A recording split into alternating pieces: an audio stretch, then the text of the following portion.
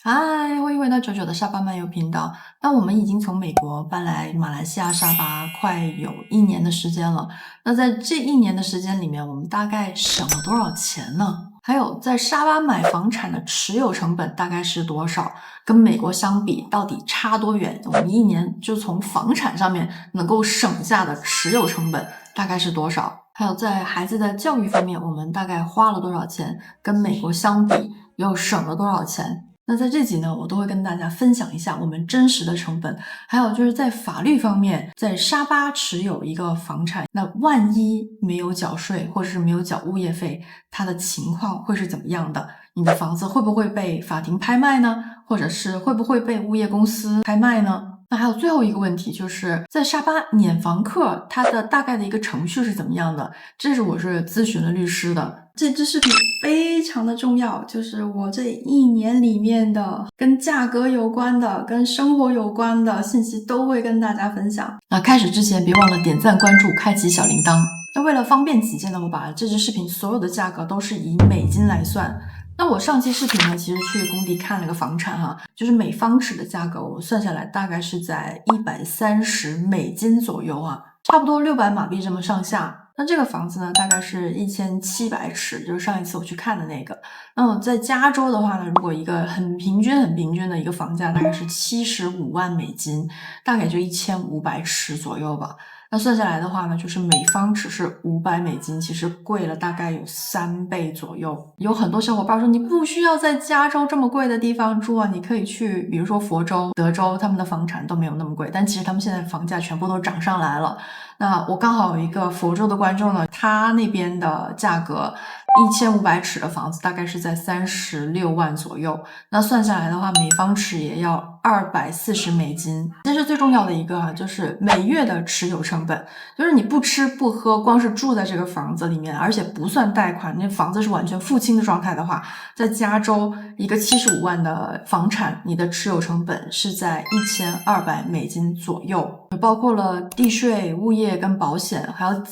非常简单的维修。那在佛罗里达、佛州呢，他们的保险是非常贵的，所以它的持有成本每个月也差不多在1200美金左右，一个36万的房产啊。那如果来沙巴雅比的这种豪华公寓，1700尺的，每个月的持有成本大概在200美金左右。那在房产的持有成本这一项，我每一个月就是省了至少1000美金。那算下来的话，就是每年省了12000美金。那我们在美国加州的时候，电费是一个非常大的支出，因为我们开电车嘛，所以我们电费从来没有低过400美金的。那搬来雅比这边之后呢，每个月的电费大概是在100美金左右，因为家里面的空调会经常开着，而且我们的空调是旧版的，还没有更新。我自己呢，本身晚上是不需要开任何空调睡觉的，但是家里面的其他成员都要开空调，所以电费呢是稍微高一点的，但是呢还是比美国便宜。每个月至少能省掉300美金，那一年省下来就是3600美金。水费呢，在加州是大概100美金一个月，至少。那在这边呢，大概就是6美金一个月，所以光水费一年就省了1000多美金。还有煤气费。煤气费在加州的时候至少是60美金一个月。那在雅比，我们的煤气费其实是送那个煤气罐，就是来2罐煤气，然后放在那个炉子下面。我们已经用了大概大半年的时间，还有气。那2罐大概是50马币左右，也就是说平均算下来一个月大概是在1美金左右。那光是煤气费呢，每一年就省了708块钱。那还有垃圾费，垃圾费在加州那边的话呢，就是50美金一个月。那在雅比这边呢，垃圾费在物业管理费里面包了的，所以是0。那光是垃圾费呢，你每年省了600。那上网的费用呢，在加州我们是用的比较好一点的服务，所以大概是100美金一个月。那在雅比这边呢，我们也是用的比较好一点的服务，是250马币一个月，是300 megabyte per second，所以算下来就是58美金一个月。那一个月还是省了42块钱，每年呢也能省个500块钱。手机的费用呢，因为我们在美国的时候是4-5条线嘛，大概是$300左右。雅比这边呢，我们用的是120马币一个月3条线，那算下来就是$28一个月，每月省了270，每年省了3000多。汽车的费用，因为我们当时是开 Tesla 是租的，那这个费用是$950一个月的这个月供。那在雅比这边呢，买的是保姆车是 Wellfire， 那我问了一下宝爸，他说大概是月供2000马币，供9年，它利率大概是在2.6左右，所以算下来的话呢，就是465一个月，每一个月省掉的是400多块钱，一年也省了将近$6000。那在加州呢，汽车保险费用就是每个月平均是150一个月，但其实我知道是更高的了。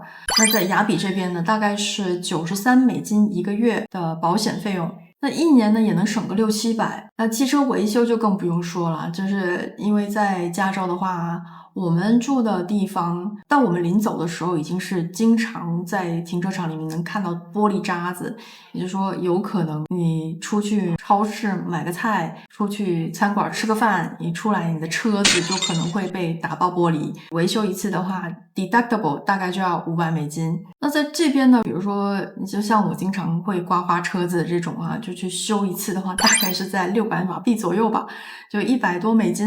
所以算下来的话，一年也能省个5000多。那由于美国是左边开车，这边是右边开车，所以呢，我会经常刮花车。大家就不要买太好的车了，也不要买太大的，就买个小小的车就好了。这边那些小车，本地车可便宜了，可能1-2万就有交易了，1-2万马币啊。那我们呢，是因为在美国的时候呢，是买不到 Wellfire 或者是 Alphard 的这种车的，它是在美国没有通过安全检查的，所以是没办法在那边的任何的车行买到这个保姆车。所以我们来到这边第一个车买的就是这个保姆车，因为我的原因它已经被修了很多次了。那大家如果想知道去哪里修车比较便宜的话，就在下面留言啊。汽油方面呢，是唯一一个我们要做负数的，因为我们之前开的是特斯拉嘛，那在这边开的是就是油车，光一次油装满的话，大概是在$20左右，一个月大概就$80这样子。所以我们每个月呢是等于说是因为从电车换回了油车，要还回去1000块钱左右一年。那再讲到孩子的补习了，因为我们算是比较幸运的，因为宝爸是马来西亚公民嘛，那孩子读华小就是3语教学，我看了课本，其实学的比美国的要多要深。那马来西亚的中文的基础呢，不像中国那边那么难，也没有那么扎实。但是呢，就是你正常的，比如说你去读一个文章啊，还是能大概读懂的。但是我也发现如果马来西亚的华人如果不是读中毕业的话呢，他在比如说国中的时候，他没有选修华文这一项呢，他在读文字的时候是有困难的，但你跟他语言交流是完全没有问题的。但是我已经试过好几次就是说比如说我发一段中文的文字给他们去看，他们就说能不能翻译一下，告诉我这个大概是什么意思，那我还得翻成英文给他们看。所以呢，我是非常倾向于未来呢，孩子是要读中的。我其实已经看到了现在 AI 发展的势头中国要比美国更厉害了。还有在高科技的范围内中国也是比美国更先进。那美国呢是擅长0到1，中国呢是擅长1到100。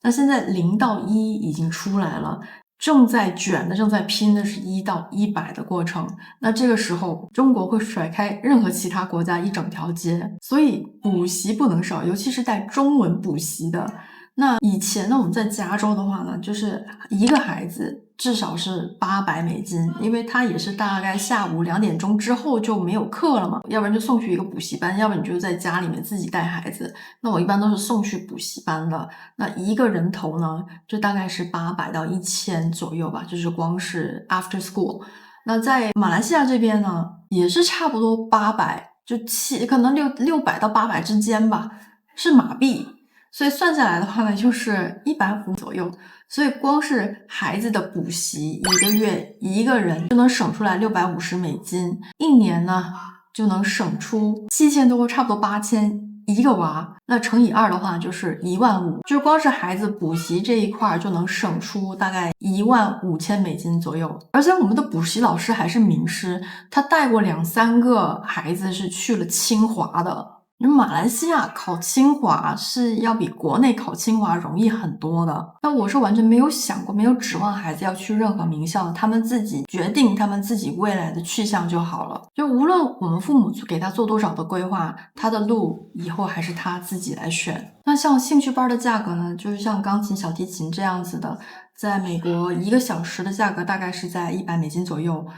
我知道有一些更便宜，但是就是正常来讲都是大概在$70到$100左右。那在这边的话呢，我们是上门的老师，1个礼拜来2次，每次就1个小时，这样子的话是340马币一个月，算下来呢大概就是$79一个月。所以在钢琴、小提琴上面呢，就一个孩子就能省下每个月320，一年呢就差不多$4000。那孩子如果要打高尔夫的话，在加州也是差不多1个小时也得$100。那在雅比呢，每个月上一次1个月大概是200马币，所以算下来是$47，一个月呢也是能够省下$350多，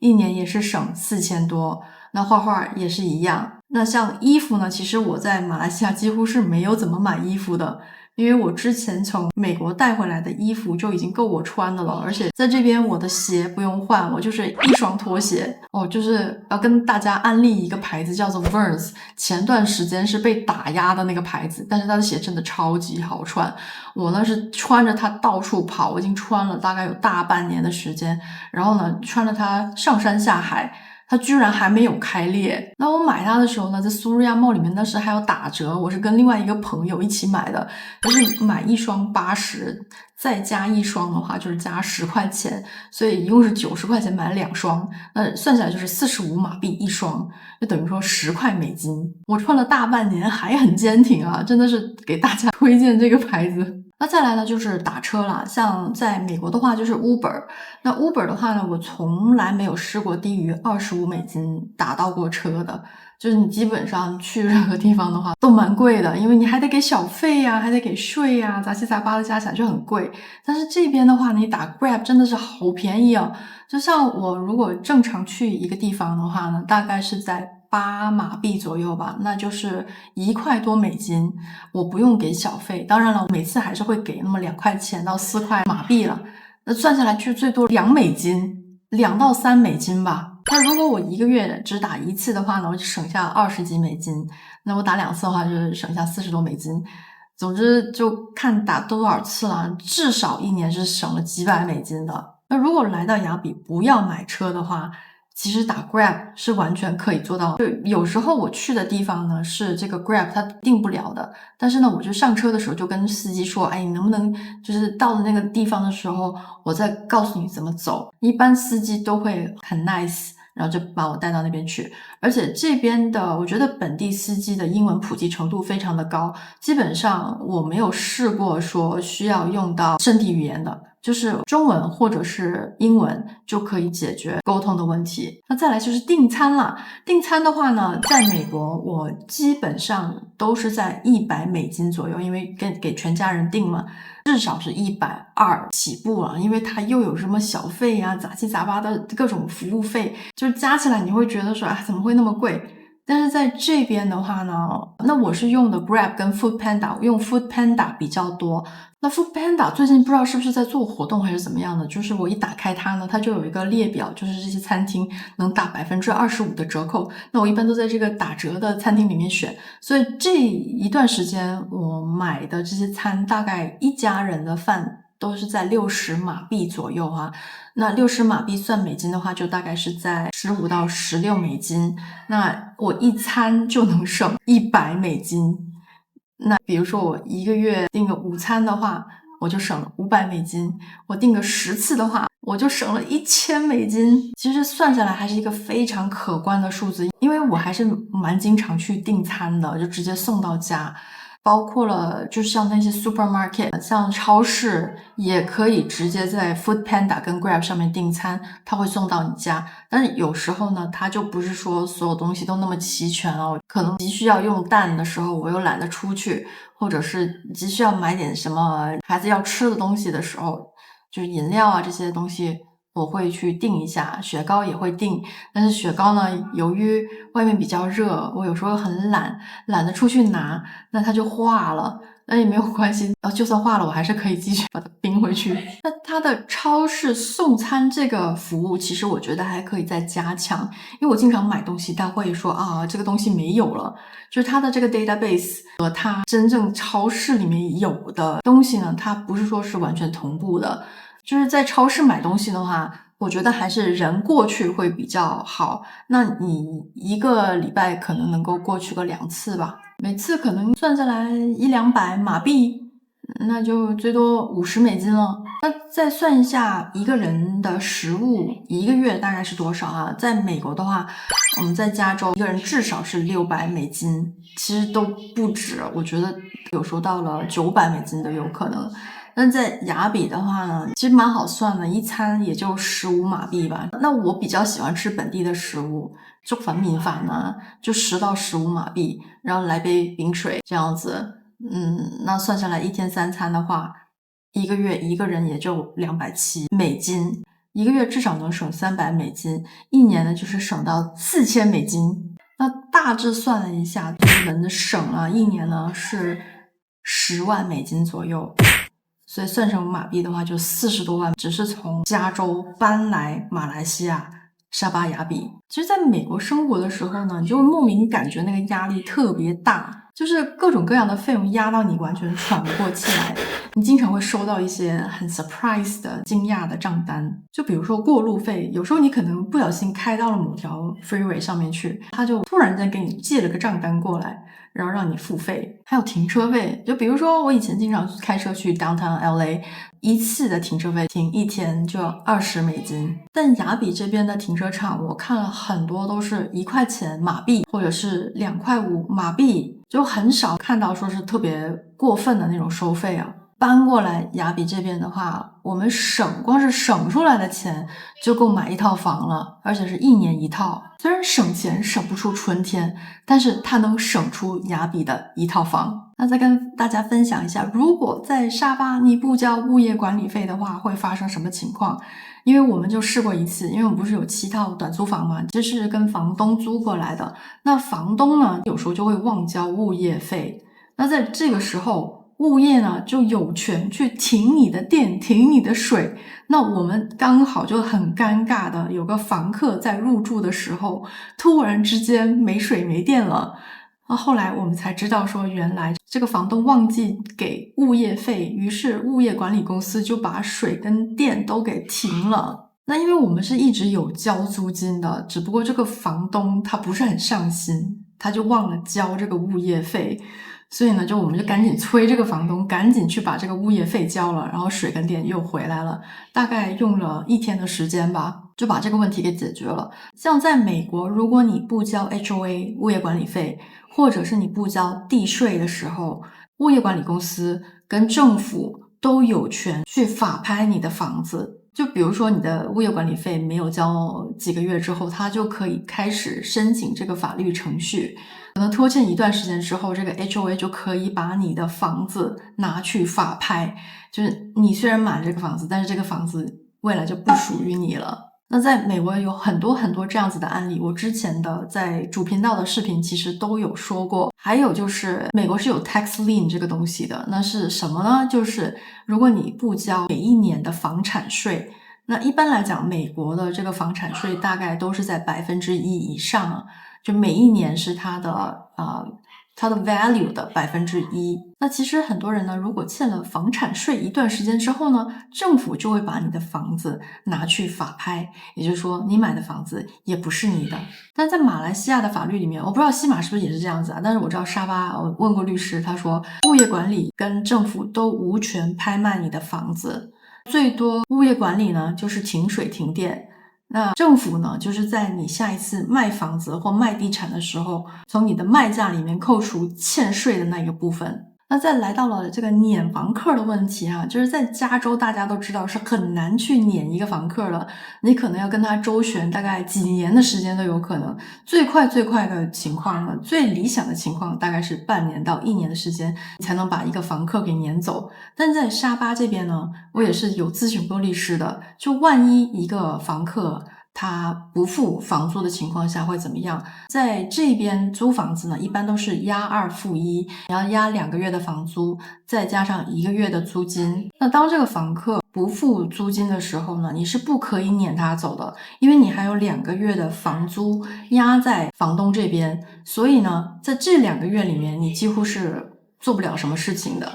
但是他2个月都没有付的情况下呢，你就可以给他一个 written notice，一个书面的驱逐信，那跟他说要赶紧走了，在1个月之后你就可以根据程序把他给撵走。那这个押金呢也是你自己收下来了，那这样子的话你最多损失1个月的租金，如果你是准时的按照这个整个程序走的话呢，就是大概是损失1个月的租金，就是撵房客。当然你跟这个房客在签约的时候也要写得非常的清楚，就是在那个 agreement 里面都要写得明明白白的。那在这1年里面我得到的信息都跟大家分享了。沙巴雅比冬令营将于2025年1月14号开营，翻转课程有3天，适合的年龄段在6岁到14岁之间，只有10个位置，还会有环保废物再利用、扎染课和植物印章课。大人在孩子上帆船课的时候，可以去看沙巴雅比的房产和了解沙巴第2家园10年签证。由于沙巴学校放假时间和这次冬令营的时间重合，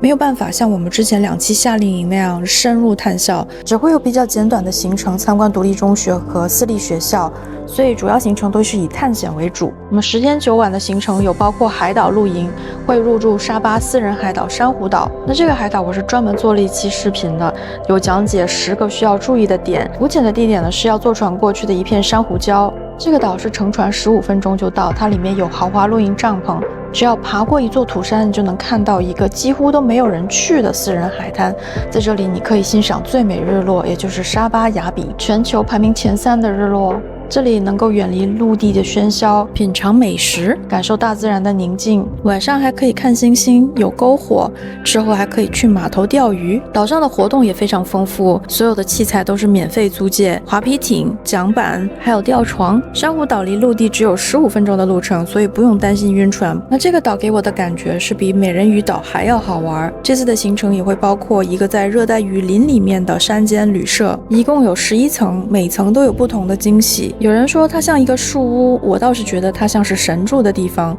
里面还有千年老鳖和各种各样的热带植物，还有盆栽。在这里你能感受到被大山跟植物包围的感觉，沉浸式体验这片神地的美。这个景点是沙巴雅比的一个新景点，它其实还没有100%的完成。在这边呢，已经有好几个不同的餐厅，你可以体验不同的食物。我们也会去无国籍村庄，在这个村庄里面的孩子都没有身份，是无国籍儿童。但是当你进入这个村庄的时候，你能感受到这些孩子热爱生活，热爱学习，热爱他们的村庄、他们的学校和他们的老师。可以跟着村民一起去赶海、挖贝壳，说不定还能看到海花生。听说这是用来做药的。在这里你能感受到原来快乐并不需要很多钱。没有供应水，村民靠的是雨水净化还有搬运。在教室里面也没有课桌椅，靠的是老师在白板上面给大家写字。虽然他们没有身份也没有钱，但是并不耽误他们健康的成长，因为他们有爱他们的老师。当然这次行程里面还有一些沙巴雅比必刷的项目，就是红树林萤火虫。下午茶的时候可以选择画画或者是植物纹身。不要小看这边的红树林，它是抵御海浪的最佳屏障。红树林还具有净化环境的功能，包括大气、水体和土壤净化。萤火虫对生存环境的要求极高，它们只在植被茂盛、水质干净、空气清新的自然环境中生存。位置有限，尽早报名。